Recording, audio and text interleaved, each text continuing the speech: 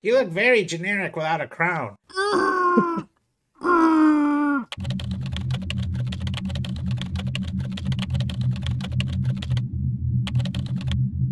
Hello and welcome to AnimeShin. I'm Merv and this is my buddy Blake. Hello. And on today's episode, we're going to talk about Oru-sama ranking. Oh, nice. Well done. Or the ranking of kings.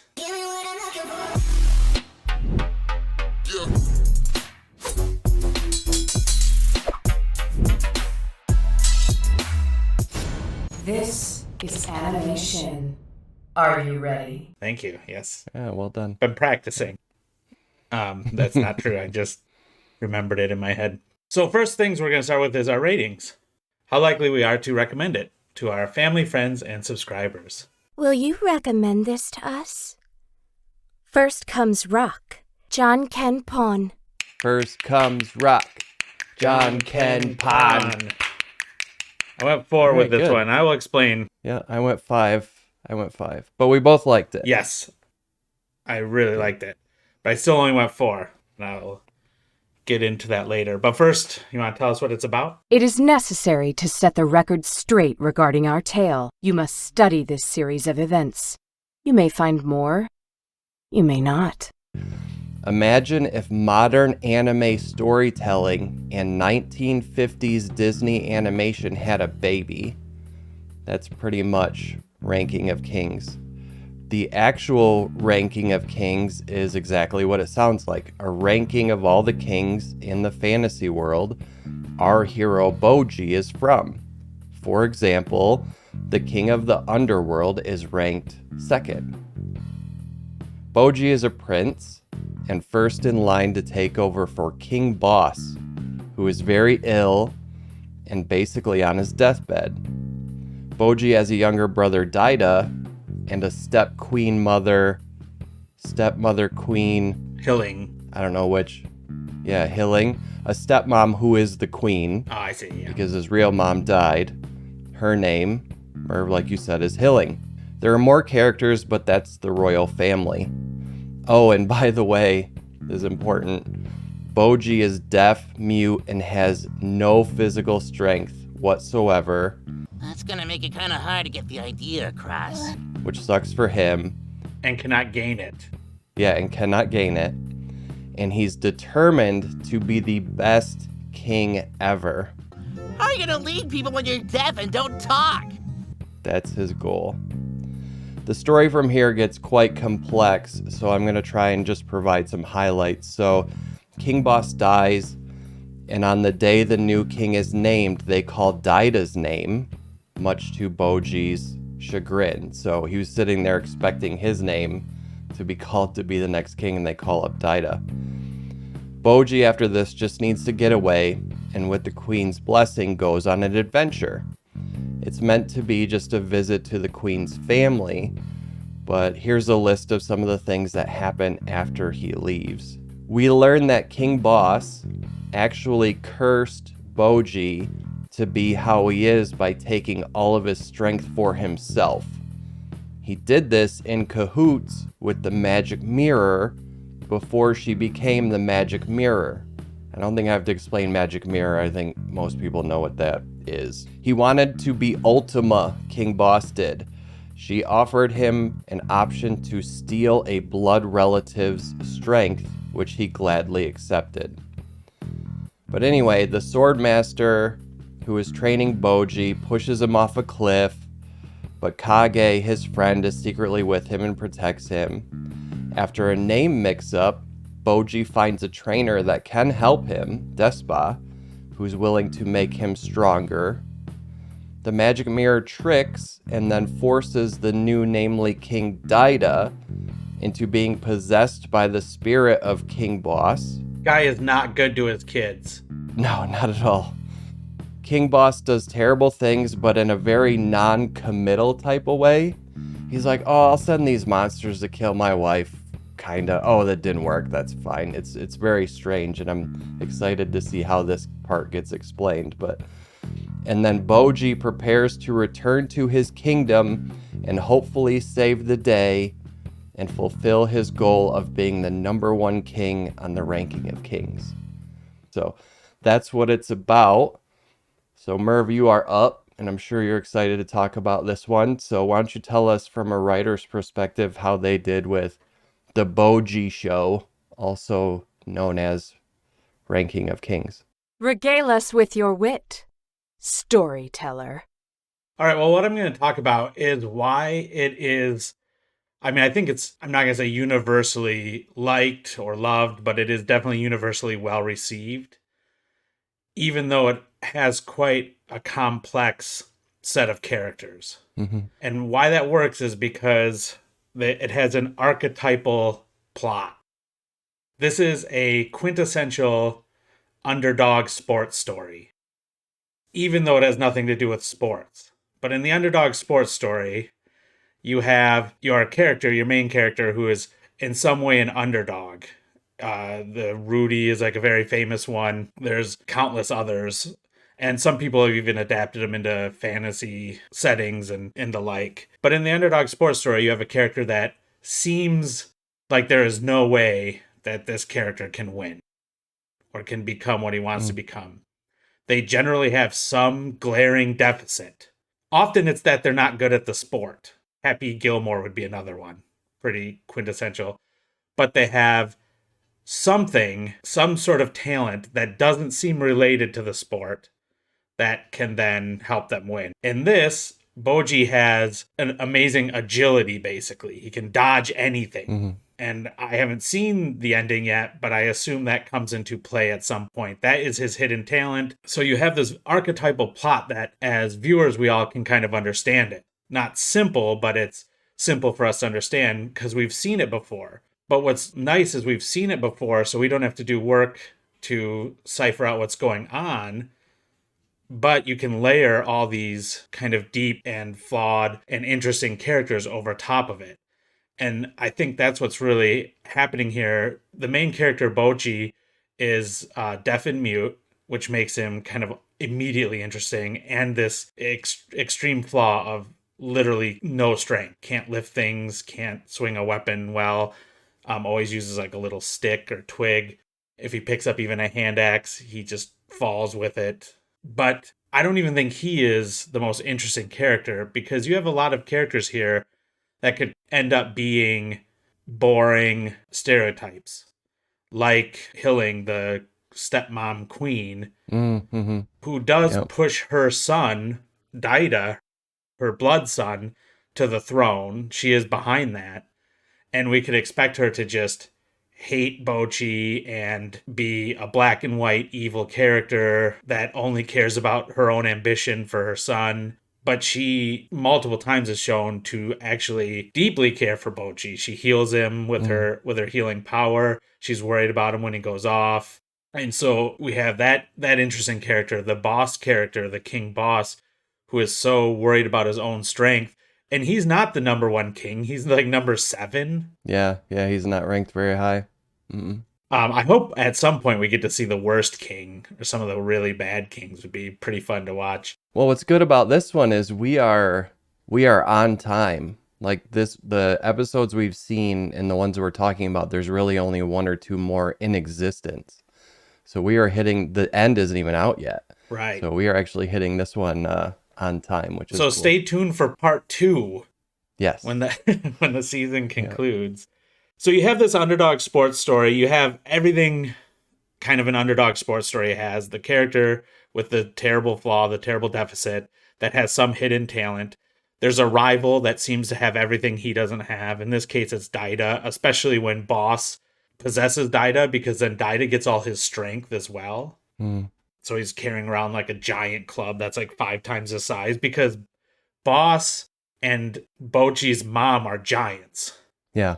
So they're just bigger than everyone else. Yeah, and Boji's technically a giant too, but he's cursed because King Boss made a deal with the magic mirror lady, and he tells her, I want more strength. And she's like, I can give you more strength. We need to steal it from someone else. And he's like, cool, let's just go grab someone. That's fine. And she's like, no, it has to be a blood relative.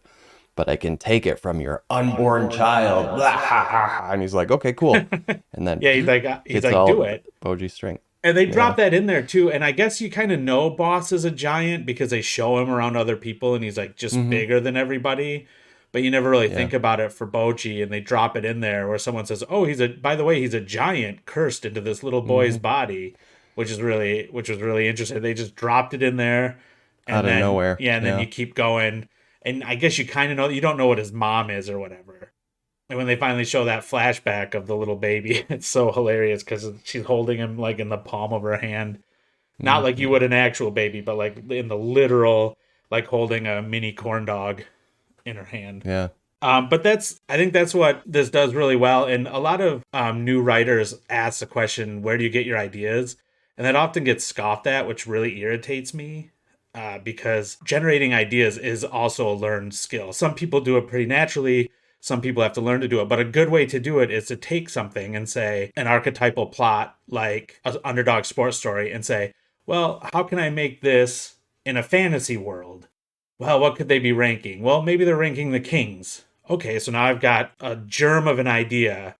I've got this ranking system amongst kings in a fantasy setting, and I know I need an underdog, so I'm going to need a prince that can have some sort of major deficit. He needs a rival, and he needs a hidden talent that's going to help him in the end. And then you just start spitballing those kind of things, and that's a good way to generate ideas. Yeah. It's not hard to digest, and its characters are very compelling, and that's always number one. Yeah, it's a winning combination for sure. Yeah. All right, diss track is up. I do not have a lot. I don't either, honestly. I see you have made your decision. Now let's see you enforce it. I'll start with one, and this is one I know you're not even going to agree with it. All right. Because it's such a weak one, which is why I'm starting with it. Kage's design could have been a little better. He's literally 2 eyeballs on 2 black pancakes with a hand puppet mouth. I don't know. That's like the best they could come up with. I feel like there could have been a little bit more done there to create a character that could show more emotion. All of that said, it's a very, very weak diss. I mean, he does have eyes, so that's where most of the emotion comes from. It did take me a little while to get used to his design, I'll be honest. Yeah. So I'm going to explain my 4 and why it's not a 5. Okay. Is we've been doing this now, I don't know, 6 months or so, maybe not even. Something like that. And watched a couple dozen animes now. I have a couple dozen and under my belt. And I've been in the anime community a little bit on Twitter. Follow us at AnimeShin Show. And talking to some other people about anime and watching some stuff kind of on my own. If you had presented me this anime 7 months ago, I would have been completely turned off almost immediately because of the weirdness of kind of the design. Like you said, it's kind of Disney-ish. It's very childish in terms of, it's not chibi style, but it is very cartoony in some aspects. Yeah. And then some are a little more realistic, but then there's still like violence, like Domus's hand gets cut off and it just lays in a dripping pool of blood. Mm-hmm. And I think that admixture would have turned me off early on to the whole anime. But now that I've seen a lot of them and I've built this language and I understand what they're doing with different designs and stuff like that, it's something that I can really get into now that I've been into it. Yeah. So the only reason it's not a 5, it's because if you're brand new to anime, I don't think this is a good starting point. Yeah. Yeah. I think you need something that's more conventional one way or the other. It could be more all cartoony, and so there's like one style, or something that's more serious. That would be a jumping on point. That's the only reason it's a 4 and not a 5. Yeah, that's really good. I actually have that same diss. I just put it down as it's a hard sell, and I passed it up multiple times because, you know, I'm not one for any system ever knowing what I actually want to watch. Right. So when it's like, hey, you should watch this, I'm like, no, there's no way. That's terrible. That is nothing. And then if it tells me twice, I'm unsubscribing. Mm-hmm. But Funimation kept being like, hey, check this out. And I'd look at it and I'd look at the cartoon style. And then I would read the synopsis and it's like, Boji can't hear anything and can't speak, but wants to be the best king ever. I'm like, that sounds terrible. Yeah. And so I would not watch it. And then, you know, a little time would pass and Funimation would be like, hey, you should really check this out. And I'm like, no, that sounds terrible. And look at it. The animation looks like it's for a 4-year-old 1950s Disney movie or whatever. I kept just passing it up. And finally, I got so out of other anime that I wanted to watch. I'm like, okay, I'll give it an episode, right? Because I'd seen it on the MyAnimeList site, ranked so highly already. It's like a 9 point something as a rating. I'm like, all right, I'll give it a chance. Funimation was texting you in the middle of the night. Blake, have you watched Ranking of Kings yet? What's beautiful is they were right. Because now I've watched it 2.5 times and I would gladly watch it another time. Like, I really enjoyed this anime so much. So yeah, I have that down as well from a recommending perspective. It is a hard sell, and I watched a ton of anime and it was a hard sell to get me to even give it a try. But for me, I love it so much I couldn't like take it down, but I get it. I totally get it. And I feel like Bocchi is a different. In fact, I have like the anime style and the designs as alike. Yeah, I do too. And I feel like Bocchi is almost like completely different than everyone else on the show. Yeah. And Bocchi's not a bad design. In fact, they almost make fun of it because he loses his little crown. And at one point, someone's like, "You look very generic without a crown." I think it's Kage, right? Yeah, He's like, "You look very generic without a crown." Your whole getup feels a little generic without it, honestly. And he makes one for him out of cloth or whatever. And so like, and it's the same one. yeah, it's exactly the same. It's just very meta to say like, "Oh, you're very generic," because he's just a very like loose circles and eyes and triangle mouth. One interesting thing though, and I'm sure you picked up on this, Boji's voice does not change in the dub version or the sub version. It's just I do. Oh, that set my dogs off. I do such a good Boji because my 1-year-old boy basically talks like Boji. I like who did that and your dog started barking. Yeah. That is the best. That'll definitely make it in. All right. If anyone wants a corgi, hit me up. DM me on Twitter. I got one for sale, cheap. Have you joined us yet? If not, then I'm sorry. I won't be sharing my dinner with you. Now that we've gone through our minor disses and completely not even really talked most of the time about bad things about the show, let's talk about some of our favorite things. And I'd like to go first. Yeah, do it. If you don't mind. I mind, but I'll just play it cool. Go ahead. All right, awesome. I love the character reveals, and we were talking about the flashbacks and stuff, and I feel like if it was done in a linear way, it would be significantly less interesting because we would know too much. Yeah. So I've got some examples. The king seems good. He seems like a good father. Nope, he's actually terrible. But will he redeem himself? The queen is an evil stepmother. Nope, she's actually quite caring and secretly heals Boji whenever he gets hurt by making the sounds people make when they go number 2. That is she's her literally power. Like, yeah, it's the best. The Swordmaster is a kind and caring mentor for Boji. Nope, he pushes him off a cliff for king and country.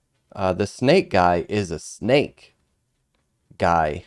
Nope, he actually makes sure Boji is protected and has the opportunity to grow stronger. There's a ton more. I mean, you could go through this with every character. I got that as one of my likes as well, and I mentioned it briefly earlier about the complex characters. And one of the things that they do really well in this too is not only are the characters, dramatic pause, written well, but their designs also help subvert our expectations in that way. Yeah. As the snake guy has like the dark circles under his eyes, is the snake guy. Mm-hmm. Snakes have some connotations basically in almost every culture as being bad in some way. Yeah. The guy you mentioned, Domus, the trainer who's training... Swordmaster? Yeah, the Swordmaster who's training Boji is the handsome, long-haired, knightly-looking guy, and he pushes Boji off the cliff. I had one more. Oh, the queen, Hilling, is sharp-featured, kind of what we expect, thin, long, blonde hair, kind of things that we associate with bad people in other. Yeah, very Cruella de Vil. Yeah. And I'm not talking about the new weak Cruella de Vil. I'm talking about the actual Cruella Right. de Vil. Yeah. Yeah, very sharp, pointy nose. Yeah, so they used even the designs so while we're watching it, we're thinking, oh, that's a bad guy. Oh, here's the snake guy. He's a bad guy. Even Kage, to some extent, when we first meet him, he's stealing Boji's clothes and stuff. So I had that same like. My next one is something else you've talked about before, and that's kind of the speed and pace. We've talked speed and pacing already a bit, but the speed and pacing at which the lore is revealed to you. The characters are very complex, and I could see a lot of lesser creative teams kind of dumping it too quickly. Maybe if people have watched the first season of The Witcher TV show and you're not familiar with the lore, you can feel very lost. But they do such a great job of starting off very simple and then layering in this complexity every show. You get like a couple of big changes every show that teach you about the lore, and it's shown more often than it's told. It is shown. Or at least shown and told. So I like that too. I like the pacing. What we don't get is what I've complained about in other things before is 15 minutes up front. These are the 19 kingdoms in the top 10 of the blah, blah, blah. This is King so-and-so who's blah, blah, blah. And this is King of the Underworld, la-di-da. And we don't get any of that. It just starts up in scene. I think the first scene is at Boji getting accosted by Kage. Yeah. Yeah, and taking his clothes, but he gives them willingly because he found someone that can understand him and he can understand. So, yeah. So here's my like. And then everyone's laughing. Yeah, I mean, it's that was really nice. And so one of my favorite stories of all time is The Emperor's New Clothes by Hans Christian Andersen. People know some of his other stories a little better, maybe The Little Mermaid, The Princess and the Pea, The Ugly Duckling. He kind of wrote fairy tales. But the story goes, a tailor, I'm paraphrasing and quickly, a tailor convinces a king that, or an emperor, that the new set of clothes that he made for him, the only way you can see them is if you're of the utmost moral standing. Otherwise, they appear invisible to you. So the emperor doesn't want to say, well, I don't see him, because then it implies that he's morally bankrupt. And so he starts walking around naked. And no one dares say that he's not wearing clothes because they think you can only see him if you are of the highest moral standing. So everyone's pretending that they can see the clothes and how great they are. And he's doing a parade, marching down the parade, and a young little girl goes, but mother, he's naked. And that's the story. Right. You know, like, yeah. The innocence being like honest. And I think it's like that speaks to our time so much, the virtue signaling of, oh yes, of course I see those clothes. They're gorgeous. They're the best clothes I've ever seen because I'm so moral. So I've always loved that story. And so they start off with that title, Boji's New Clothes, I think is the title of the first episode. And the joke is that he keeps walking through town basically in his underwear, because Kage is stealing his clothes to sell them. So the magic mirror tells Daida to go into this like underground cavern area. And there's all these frozen statues of like monsters and stuff all over the place. And she's like, we're going to go through a ritual so that you can have King Boss's power and become number one in the ranking of kings. And he goes along with it for a while, and then eventually he passes on the potion, and bad news is it ends up being what allows King Boss to possess Daida's body. Going back a little bit before that, the ritual scene is probably the best ritual I've ever seen in anything ever. And I wish I would have wrote down the steps because it's so good. It's like, break down this griffin, then the griffin turns to ash. Inside the ash, there's the Emerald of Azure, and the Emerald of Azure goes into this, and it turns into the egg of the something, and the yolk of the egg. Well, the first thing they do is use a meat grinder to grind up King Boss's body. Boss, yeah. To get the blood out of his marrow. Yeah. And then inside that is the egg, which hatches into a phoenix, which they kill, or a griffin, which they kill, and then take all the blood out of its head and cook its body. Yeah, it was a good ritual. Yeah, and then in the ashes there was something, and then Yeah, the essence just of the rebirth. best. I think that's why I thought it was a phoenix, because in the ashes there was the essence of rebirth or reincarnation. Yeah, it was the best. I love that. So I had that as one of my favorites. That was a good scene. And I like that the magic mirror wasn't technically lying to Daida. Yeah, that's true. Kept saying, like, we will give you boss's power, and that's what they did. It just also was his mind. Do you have anything else on your list to talk about regarding Ranking of Kings? Because that is what I've got. I am also finished. But that's still a lot for how Yes. many episodes that we've watched. So Right. certainly worth a watch. If you are an anime fan, I'm of the opinion it's one you have to watch. If you've made it into this episode this far and are still listening or observing or enjoying us, whatever, you need to check it out if you haven't. It's so Yeah, check it out. worth it. Yeah. If you're relatively new to anime like me, I think you can still really like it. If you're brand new, I'd say watch a couple other things first, but put it on your list. Yeah, that's fair. All right, team. Well, thank you so much for watching and or listening. You can find all of the information and links you would need to find us everywhere in the LinkTree link below. And I guess we will catch you in the next episode. Thanks, everybody. Talk to you later.